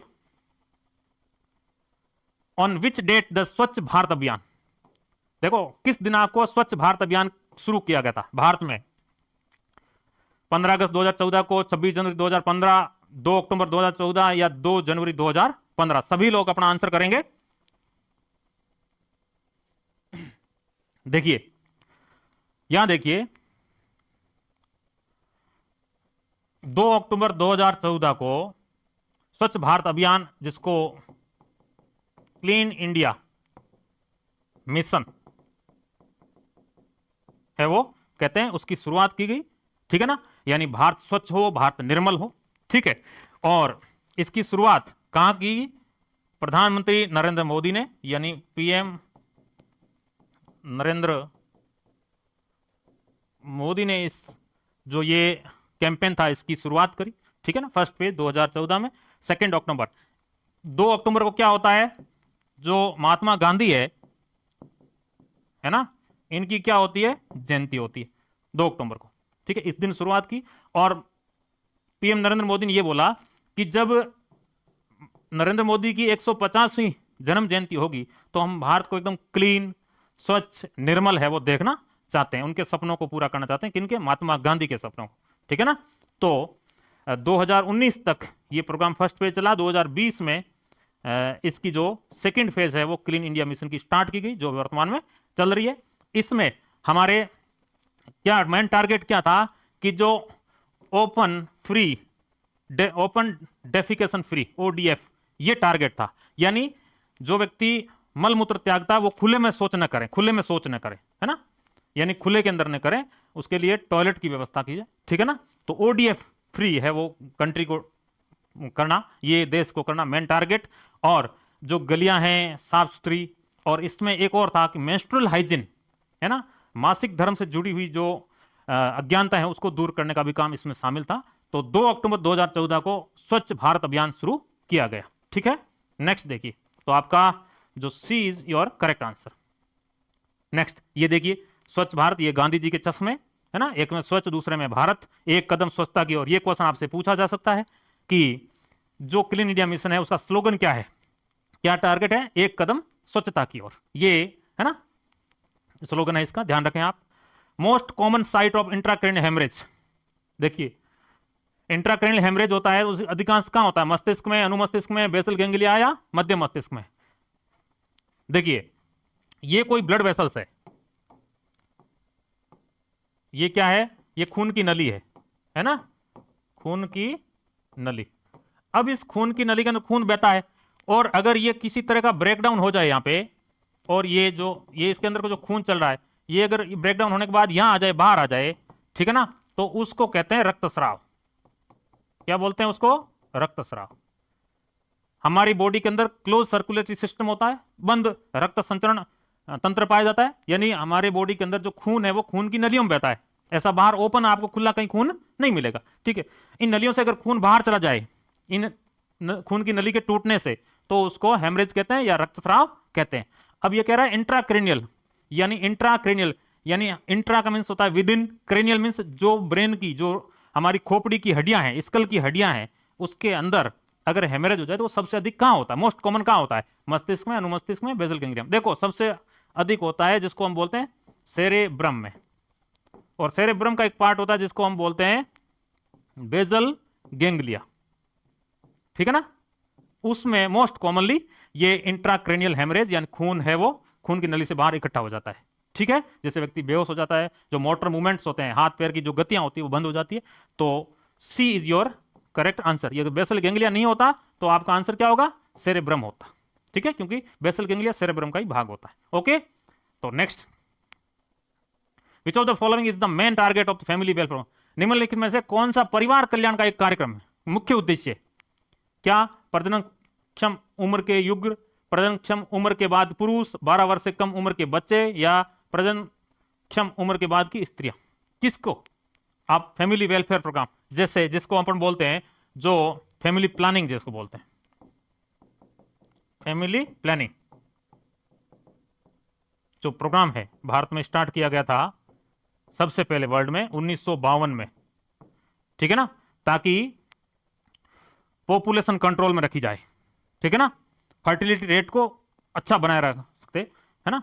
तो देखिए couple in the fertile age, जो फर्टाइल एज के कपल है, यानी जो कपल का मतलब पति पत्नी, ठीक है, इस प्रकार के युगल जो फर्टाइल है, मतलब जिनकी उम्र 18 से अधिक है, 45 से कम है, जो बच्चे पैदा करने की जो उम्र होती है मेल और फीमेल की, वो फैमिली प्लानिंग के जो मेथड्स है ना, जैसे कॉन्ट्रासेप्टिव मेथड्स कहते हैं हम, है ना, जिसमें कॉन्डोम यूज करना या टैबलेट्स यूज करना या दूसरे जो मेथड्स है जिसको सेफ पीरियड मेथड, अलग अलग तरह के मेथड्स होते हैं, हार्मोनल मेथड, है ना, वो यूज करना कौन कर सकता है ये, तो मेल आफ्टर फर्टाइल एज, केवल मेल, या चिल्ड्रन, देखो बच्चे तो इसमें आएंगे नहीं, वुमेन आफ्टर फर्टाइल एज, ठीक है ना, तो इसमें देखो couple in the fertile age, couple को ही देंगे, है ना, मेल को, एक मेल को देने से नहीं होगा, अगर मेल ले रहा है फीमेल नहीं ले रही है तो भी वो लेडी प्रेग्नेंट हो सकती है ना, केवल वुमन आफ्टर फर्टाइल एज, ये तो कहने का मतलब कपल एज को लेंगे ताकि टोटल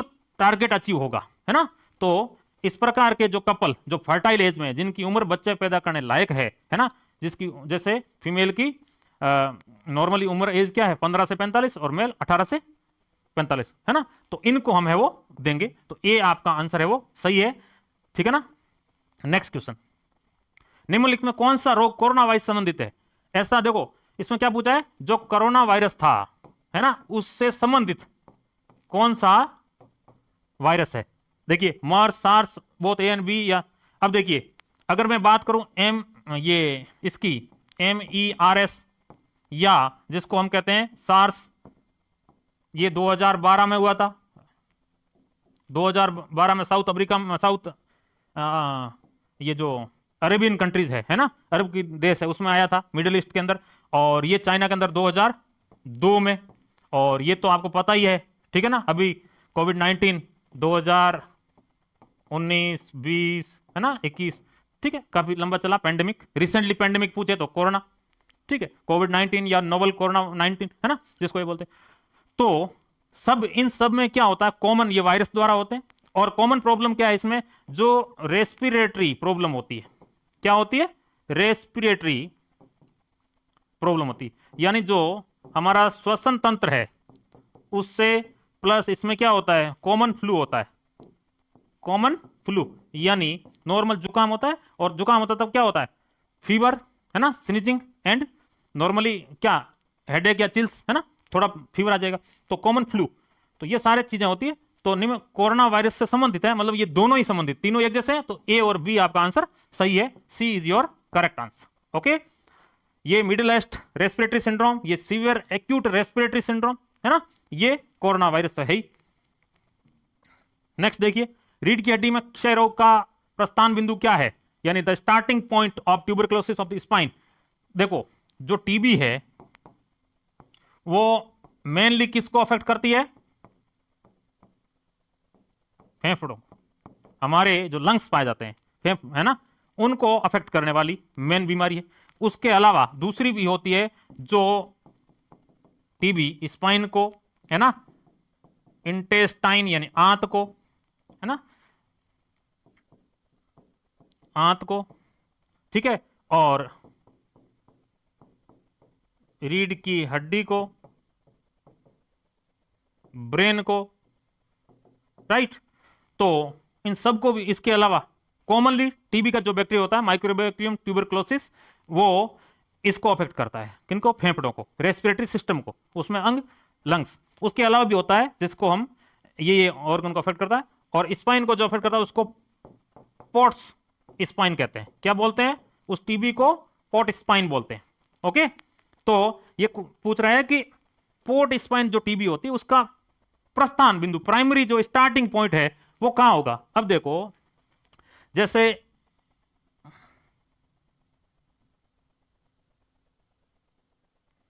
ये एक नॉर्मली एक वर्टिब्रा है, जिनसे बहुत सारी वर्टिब्रा होती है, जिनसे मिलके क्या होता है, रीढ़ की हड्डी का निर्माण होता है, ठीक है ना।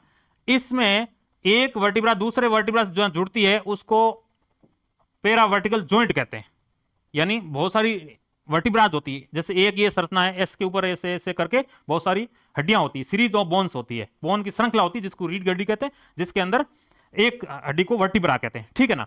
तो इन वर्टिब्रा जब आपस में जुड़ती है तो पेरा वर्टिब्रल जॉइंट बनता है साइड में, है ना, ऊपर नीचे। तो उस जॉइंट के थ्रू है वो माइक्रोबैक्टीरियम ट्यूबरक्लोसिस जो बैक्टीरिया है वो एंटर करता है बॉडी के अंदर। ओके, तो पेरा वर्टिकल जो जॉइंट है वहां से ये एंटर करता है, न्यूक्लियस ये जो पल्पोलस ये बीच का भाग होता है यहाँ का, और एक और भाग होता है वर्टिबल बॉडीज, ये साइड का भाग बॉडीज कहलाती है। और इस वर्टिब्रा का सबसे अंदर का जो पार्ट होता है, जो सेंट्रल नर्व सिस्टम का पार्ट होता है, जिसके अंदर हमारा जो स्पाइन आती है ना, जो सेंट्रल नर्व सिस्टम का पार्ट है वो पाया जाता है, ठीक है। और फिर देखिए न्यूक्लियस पल्पोलस, और उसके बाहर की ओर होता है न्यूक्लियस एनुलस। ओके, तो ये सारी चीजें होती है, तो यहां से पहुंचता है। नेक्स्ट क्वेश्चन देखिए, जन स्वास्थ्य का आयाम क्या है, dimension of the public health. जो पब्लिक हेल्थ है उसके डायमेंशन क्या है, health promotion, disease prevention, rehabilitation, यानी अगर आयाम की बात करें, डायमेंशन यानी कहां तक उसको आप अच्छा कर सकते हैं, ठीक है ना। तो हेल्थ का प्रमोशन करना, पब्लिक हेल्थ का मतलब हेल्थ को प्रमोशन करना, डिजीज को प्रिवेंट करना, लाइफ को लॉन्ग करना, और किसी को बीमारी होगी है तो उसको वापस पुनर्वास, स्वास्थ्य जो पुनर्वास क्रियाएं हैं वो प्रदान करना। तो देखो, स्वास्थ्य प्रचार, रोग प्रतिरक्षण यानी डिजीज का प्रिवेंशन करना, पुनर्वास, ये सभी आंसर है, ये सही है, यानी सारे हैं वो कंपोनेंट होते हैं किसके, ये सभी कंपोनेंट होते हैं पब्लिक हेल्थ के। ओके, तो सभी आपका पब्लिक हेल्थ का ये सभी आंसर है वो सही है। नेक्स्ट क्वेश्चन देखिए, किस रक्षात्मक क्रियाविधि में चिंता शारीरिक लक्षण द्वारा प्रकट की जाती है, in which defence mechanism anxiety is expressed through the physical symptom. अब देखो, सबसे पहला क्वेश्चन क्या है, डिफेंस मैकेनिज्म क्या होती है ना, डिफेंस मैकेनिज्म होती क्या है। डिफेंस मैकेनिज्म का मतलब होता है हिंदी में कि सुरक्षात्मक प्रणाली, ठीक है, यानी रक्षात्मक क्रियाविधि, ऐसी क्रियाविधि जिसमें जब आपको कोई काम करने से एंजाइटी हो गई, आपको टेंशन हो गई, आपको कुछ डिप्रेशन हो गया, कुछ ऐसा हो गया, तो आप एक ऐसा कोई दूसरा काम करेंगे, ऐसा कोई एक डिफेंस काम में लेंगे जिसकी वजह से आप उससे होने वाले नुकसान से बचें, उसको बोलते हैं डिफेंस मैकेनिज्म। अब जैसे देखिए प्रोजेक्शन, प्रोजेक्शन का मतलब सिंपल सी देखिए, क्लास में सभी बच्चे नकल कर रहे थे इसलिए मैं भी नकल कर रहा था। आप नकल करते पकड़े गए, आप उसका रेशनल क्या दे रहे हैं, कारण क्या बता रहे हैं कि सभी बच्चे नकल कर रहे थे इसलिए मैं कर रहा था। ठीक है, तो ये एक तरह डिफेंस मैकेनिज्म। प्रोजेक्शन, परिवर्तन, यानी आप में कोई एंजाइटी आई जिसकी वजह से आप में फिजिकल सिम्टम आ गए, आप कपड़े फाड़ने लगे, कुछ करने लगे, है ना, तो उसमें फिजिकल, उसको बोलते हैं कन्वर्जन। एक होता है रिप्रेशन। रिप्रेशन का मतलब जब इतनी टेंशन की कुछ आपकी सिचुएशन क्रिएट हो गई कि आप नाखून खाने लगे, है ना, आपने देखा होगा क्रिकेट के मैदान में विराट कोहली साहब जब हार के नजदीक होते हैं तो नाखून काट रहे होते, ठीक है ना, या कोई भी, तो उसको बोलते हैं रिप्रेशन। एक होता है रिग्रेशन। रिग्रेशन मतलब कुछ प्रॉब्लम हो गई है, कुछ ऐसी टेंशन या पुरानी कोई सिचुएशन आपको याद आ गई है, लेकिन आप उसको दबाते जा रहे हैं, बाहर अपने फिजिकल एक्सप्रेशन नहीं ला रहे हैं। जैसे मर्द को दर्द नहीं होता, है ना, इस चक्कर में मर्द को दर्द नहीं होता, इस चक्कर में तो पूरी दुनिया मर्द है ना वो दर्द को सहन किए बैठे हैं। ठीक है, तो ये होता है रिग्रेशन। तो कन्वर्जन है ना, यहां जब आपको कोई टेंशन, कोई सिचुएशन क्रिएट जिसमें फिजिकल सिम्टम में वो दिख जाए तो उसको कन्वर्जन कहते हैं। तो आपका जो आंसर है ये बी है, वो सही आंसर है। नेक्स्ट क्वेश्चन देखिए, भारत में कोविड-19 के दूसरे चरण का टीका कब शुरू किया गया? देखो, कोविड-19 के vaccine, world largest vaccine programme है ना, इनिशिएट किया गया था भारत द्वारा। तो उसमें पहला चरण कब शुरू किया गया? जनवरी 21 में, फर्स्ट फेज। सेकंड फेज मार्च 21 में। ठीक है, प्राइम मिनिस्टर नरेंद्र मोदी ने जो 8 अप्रैल 2021 में कोविड वैक्सीन लगवाया था वो सेकंड फेज में लगवाया था। क्यों? फर्स्ट फेज के अंदर जो कोरोना वैक्सीन लगे थे, जो कोविशील्ड है ना और कोवैक्सिन, ये सारे लगे थे, 2 वैक्सीन लगे थे मेनली। ठीक है ना, ये भारत बायोटेक द्वारा, ये जो सीरम इंस्टीट्यूट पुणे, इन दोनों से द्वारा बनाए गए थे। ठीक है, इंडिजीनियस वैक्सीन थे, भारत द्वारा बनाए गए थे। तो ये जो पहले लगे थे, ये जितने भी जो हेल्थ वॉलंटियर थे, जो भारत में स्वास्थ्य कार्यकर्ता, उनको लगे थे। उसके बाद जो 60 साल से जिनकी उम्र ज्यादा थी उनको शुरुआत किया गया था, है ना। तो सेकंड फेज मार्च 21 में शुरू। डी आपका आंसर है, वो सही है। नेक्स्ट, निम्नलिखित कौन सा स्वास्थ्य का निर्धारक है? देखो, हेल्थ का डिटरमिनेंट कौन सा है जिसके द्वारा हम कह सकें कि भाई अच्छा स्वास्थ्य है ना? तो environmental factor, weight, behaviour, location. तो जो इन्वायरमेंटल फैक्टर है वो डिटरमेंट है, क्योंकि इन्वायरमेंट फैक्टर बहुत सारे स्वास्थ्य को प्रभावित करता है। आपका प्रदूषण, अगर जो आप जिस सराउंडिंग में चारों ओर जहां रह रहे हैं उसको पर्यावरण कहते हैं, उस पर्यावरण अगर सही नहीं है तो हम व्यक्ति है वो श्वास अच्छी तरह से नहीं ले पाएंगे, हम जो खाना खाएंगे वो भी क्या पोल्यूटेड आएगा, मिट्टी, सब चीजें। ठीक है ना, तो जो वातावरण है वो स्वास्थ्य का निर्धारक है यहाँ। ठीक है ना, ये सारी चीजें पर्सनल में आ जाती है। ओके, ये आपका करेक्ट आंसर। फिर देखिए, नेशनल हेल्थ पॉलिसी भारत में किस वर्ष क्रियान्वयन की गई, है ना? In which year national health policy. देखो, नेशनल जो हेल्थ पॉलिसी आती है वो किस लिए आती है? नेशनल हेल्थ पॉलिसी आती है कि इस तरह के जो काम किए जाए जिससे व्यक्ति जो रोगी होने से बचे, प्रिवेंशन किया जा सके।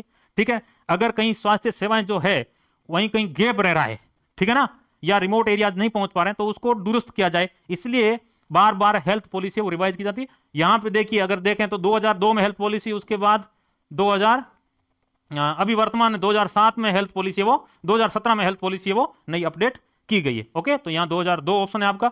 नेक्स्ट, अपने व्यवहार और भावना को समझने की क्षमता क्या कहलाती है?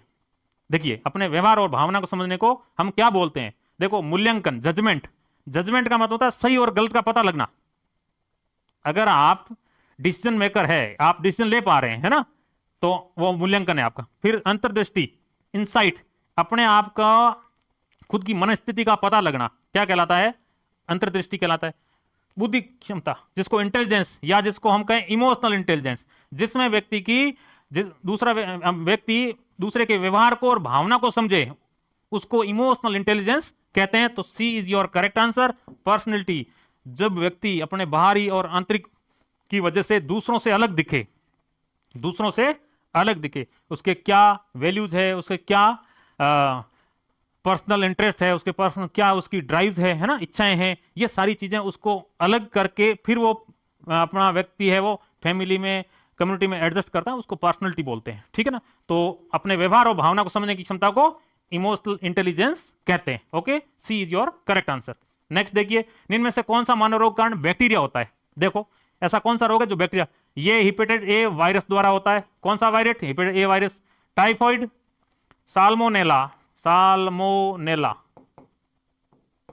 टाइफी नाम का जो बैक्टीरिया होता है वो ये पैदा करता है। मीजल्स है ना, पैरा मिक्सो वायरस द्वारा होता है। ठीक है ना, मीजल्स एक तरह से। पोलियो, पोलियो वायरस, लाप्सा, है ना, पोलियो जो वायरस है उसके द्वारा।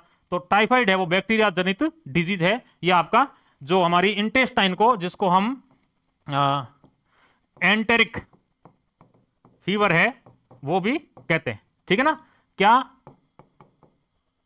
आंतरीय ज्वर भी कहते हैं। ओके, नेक्स्ट देखिए, दो तरफा संचार का दूसरा नाम क्या होता है? देखो यहां क्या आया है, कम्युनिकेशन।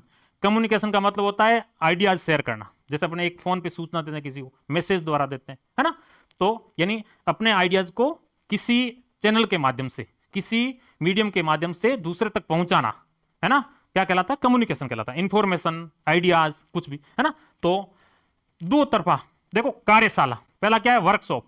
वर्कशॉप में क्या होता है? लोग इकट्ठे होते हैं, अपने अपने नॉलेज शेयर करते हैं, अपने अपनी स्किल शेयर करते हैं। तो ये दो तरफा नहीं है, तो बहुत सारे लोग आते हैं वर्कशॉप में, ठीक है ना। सोक्रेटिक, इसमें क्या होता है? एक व्यक्ति कुछ बोलता है, उसके वापस लोग दूसरा जवाब भी देते हैं, तो उसको बोलते हैं क्या? दो तरफा, ठीक है ना। ये होता है दो तरफा। फिर इसमें क्या होता है? डिडक्टिक मेथड के अंदर ओनली व्यक्ति बोल रहा होता है, दूसरा आंसर वांसर किसी कुछ नहीं लिए जाते, दूसरों के व्यूज नहीं लिए जाते, ठीक है ना। ओनली व्यक्ति बोल रहा है, तो उसको बोलते हैं वन वे। ये वन वे होता है, ठीक है ना, यानी एक तरफा। ओके, और सिमुलेशन एक्सरसाइज। सिमुलेशन एक्सरसाइज में क्या होता है? व्यक्ति को जैसे सीन क्रिएट कराया जाता है ना, ऐसा करके बताया जाता है, एक सीन के अंदर व्यक्ति को भेजा जाता है, ठीक है, आपके साथ ऐसा हो जाए, आप ऐसा करोगे, ठीक है ना, ऐसा करवाया जाता है। तो ऐसा इसमें नहीं होता, यहां तो नहीं। तो बी आंसर है वो आपका सही है, ठीक है ना। नेक्स्ट देखिए, बच्चे का पोषण दशा का नाम मानवीय सूचकांक कौन से हैं? है ना, child nutritional status measured in the terms of 3 anthropometric indicator, stunting, wasting, underweight, ठीक है ना, या मोर्टेलिटी, मोर्बिडिटी और अंडरवेट, और body mass index, morbidity rates, dependency rates, none of this. अब देखिए, जब बच्चे की पोषण का दशा का हम मापेंगे तो हम तीन चीज लेंगे। एक तो लेंगे बच्चे की हाइट देखेंगे, ठीक है ना, क्या देखेंगे? है ना, हम देखेंगे हम हाइट, और फिर वेट। अब देखो, एज के अनुसार उसकी हाइट है कि नहीं है, ठीक है ना। अगर एज के अनुसार हाइट नहीं है, ठीक है ना, एज के अनुसार हाइट अगर लो है तो उसको स्टंटिंग बोलते हैं, और हाइट के अनुसार, हाइट के अकॉर्डिंग अगर उसका वेट लो है तो उसको वेस्टिंग बोलते हैं। अंडरवेट, इस प्रकार के बच्चे जिनका, एक जैसे बच्चा पैदा हुआ है तो उसका वजन 250 ग्राम से अधिक होना चाहिए, 2500 ग्राम से, यानी कितना? ग्रेटर देन 2.5 kg, इससे अधिक होना चाहिए। अगर इससे कम है, ठीक है ना, केजी से, तो क्या आएगा? एलबीडब्ल्यू में अंडरवेट में आ जाएगा, छोटा बच्चा जो भी पैदा हुआ है, ठीक है ना। तो ये सारे जो चीजें हैं ये हम लेंगे, तो ए आपका है वो आंसर है वो इसमें सही है। नेक्स्ट क्वेश्चन देखेंगे हम। नेक्स्ट देखिए, what is the tool for community oriented care. जब हम कम्युनिटी ओरिएंटेड केयर करते हैं तो उसके लिए क्या हमारे पास एक टूल है, औजार है? मूल्यांकन का, निरीक्षण का, सामुदायिक निरीक्षण या सामुदायिक स्वास्थ्य नर्सिंग प्रक्रिया। देखिए, जब हम पूरी कम्युनिटी में काम करते हैं तो इवैल्यूएशन, सर्वे, कम्युनिटी प्लानिंग, है ना, असेसमेंट करना, ये सारी चीजें हम करेंगे। यानी ये भी करेंगे, ये सर्वे भी करेंगे, कम्युनिटी सर्वे भी करेंगे, असेसमेंट करेंगे, डायग्नोसिस करेंगे, फिर उसका प्लानिंग करेंगे, फिर कोई चीज उससे इंप्लीमेंट करेंगे, ठीक है ना, लास्ट में हम उसका मूल्यांकन करेंगे। तो वो सभी जो चीजें जिसमें आती है उसको हम कम्युनिटी हेल्थ नर्सिंग प्रोसेस बोलते हैं, ठीक है ना। तो डी आपका वो आंसर है, सही है। नेक्स्ट, कुपोषण में शामिल नहीं है। देखो नाम क्या है? माल न्यूट्रिशन, माल न्यूट्रिशन, ठीक है ना। क्या शामिल नहीं है? इनएडिक्वेट न्यूट्रिएंट कंजप्शन। देखो न्यूट्रिशन पूरा मिल रहा है लेकिन बॉडी कंजप्ट नहीं, बॉडी ढंग से पचा नहीं पा रही है, तो इनएडिक्वेट nutrient consumption. Over eating, nutrition खाने के लिए खूब है लेकिन खा ज्यादा रहा है। एक्सेस लॉस ऑफ न्यूट्रिएंट, खा भी रहा है, मिल भी रहा है लेकिन लॉस ज्यादा हो रहा है। या सेचुरेशन ऑफ प्रोटीन, या प्रोटीन का सेचुरेशन। तो ये सारी चीजें ये शामिल है, ये डी है वो शामिल नहीं है। सेचुरेशन ऑफ प्रोटीन, प्रोटीन की संतृप्ति, ये तो मिलने से क्या हुआ? बॉडी के अंदर रुके तब कोई बात है, बॉडी के अंदर डाइजेस्ट हो, काम आए, है ना। तो इनएडिक्वेट न्यूट्रिशन कंजप्शन या ओवर ईटिंग, ठीक है ना, एक्सेस लॉस। तो इन सब से देखो, इनएडिक्वेट से क्या होगा? अंडरवेट होगा। क्या होगा? अंडरवेट। ओके, ओवर ईटिंग करेगा तो क्या होगा? ओवरवेट, ठीक है ना। और एक्सेस, बॉडी के अंदर पूरे जो प्रोटीन, मिनरल्स, इन सब का इंबैलेंस हो जाएगा। तो सेचुरेशन ऑफ प्रोटीन ये मालन्यूट्रिशन के अंदर इंक्लूड नहीं है, बाकी सभी चीज है। D is your correct answer. Next देखिए, जननी सुरक्षा योजना 100% केंद्र द्वारा प्रायोजित है, 100% राज्य द्वारा प्रायोजित, केंद्र और राज्य की 50-50% हिस्सेदारी है, या पूरी तरह से निजी द्वारा है। देखिए, जब national rural health mission NRHM 2005 12 अप्रैल, उसके साथ साथ ये जननी सुरक्षा योजना JSY है लॉन्च की गई, जिसमें टोटली 100% केंद्र द्वारा प्रायोजित योजना, ठीक है ना। और इसलिए की गई कि जब मां बच्चे पैदा करती है तो वो बच्चे हॉस्पिटल में हो, यानी इंस्टीट्यूशनल डिलीवरी हो, संस्थागत प्रसव हो, और जो मैटरनिटी मोर्टेलिटी रेट है, यानी डिलीवरी के दौरान या उसके भीतर अगर मां खत्म हो जाती किसी कारणवश, उसको कम किया जा सकता है। जो बच्चा पैदा किया वो भी खत्म हो जाता, उसको भी इन्फेंट मोर्टेलिटी रेट, उसको भी कम किया जा सकता है। ये 3 मेजर कंपोनेंट है, इन्फेंट मोर्टेलिटी रेट को कम करना, मैटरनल मोर्टेलिटी कम करना, और इंस्टीट्यूशनल डिलीवरी यानी संस्थागत प्रसव को बढ़ावा देने के लिए ये शुरू किया गया था, जिसमें जो रूरल विलेज की जो फीमेल्स है उसको जो डिलीवरी होती जिनकी, तो उनको लगभग 1400 रुपए है वो दिए जाते हैं डिलीवरी के टाइम, ठीक है ना। सिटी के अंदर 1000, ओके। और इसके अंदर जो मेन कनेक्टिंग लिंक होती है वो होती है आशा। कौन? एक्रिकेटेड सोशल हेल्थ एक्टिविस्ट, मान्यता प्राप्त सामाजिक स्वास्थ्य कार्यकर्ता, ये है वो कनेक्टिंग लिंक होती है पेशेंट फीमेल और उस जो कम्युनिटी के मेंबर उनको और इंस्टीट्यूट के बीच, ठीक है ना। तो आपके ए है वो आंसर सही, 100% ये सेंट्रली स्पॉन्सर्ड स्कीम है। नेक्स्ट, स्वास्थ्य पूर्ण शारीरिक, मानसिक और सामाजिक कल्याण की स्थिति है, न कि केवल बीमारी और दुर्बलता की अनुपस्थिति। ये किसने बोला? ये स्वास्थ्य की परिभाषा है कि स्वास्थ्य क्या है। स्वास्थ्य केवल दुर्बलता या अपंगता की अनुपस्थिति नहीं है, बल्कि ये तो पूर्ण शारीरिक, मानसिक और सामाजिक खुशहाल और कल्याण की स्थिति होती है। ये किसने बोला? ये बोला था WHO ने, ठीक है ना। INC, ये तो इंडियन नर्सिंग काउंसिल है जो 1947 में बनी, 1949 के अंदर एक्शन में आई। ये national nursing midwifery commission bill है जो 2023 में आया है ना। ये वाला क्या? ये है national nursing and midwives commission, तो कब आया? 2023 में आया। और ये ट्रेंड